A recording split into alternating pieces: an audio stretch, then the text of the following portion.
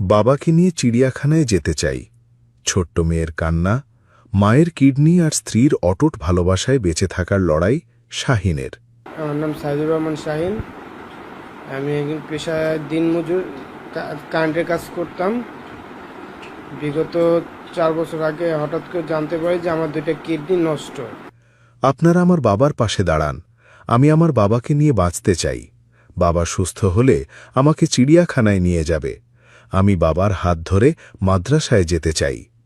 কথাগুলো বলতে বলতে চোখের পানি ধরে রাখতে পারেনি ছোট্ট জান্নাতুল ফেরদাউস। আমি আমার বাবাকে নিয়ে একসাথে খাবার খাবো, আমার বাবাকে নিয়ে মাদ্রাসায় যাব, আমার বাবার কোলে উঠবো, আমার বাবাকে আদর করব, আমার বাবাকে নিয়ে ঘুরতে যাব, নাইলে আমার বাবাকে নিয়ে চিড়িয়াখানায় ঘুরতে যাব। নার্সারিতে পড়া শিশুটি জানে তার বাবার 2টি কিডনি প্রায় অকেজো।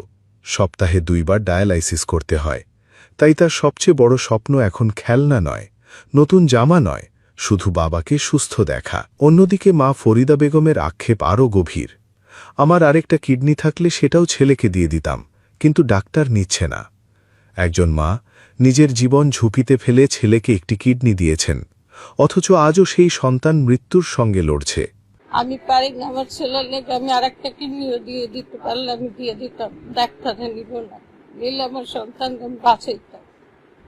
আমার সন্তান ছাড়া আমার কেউ নেই। আপনারা দয়া করে একটু আমার সন্তানের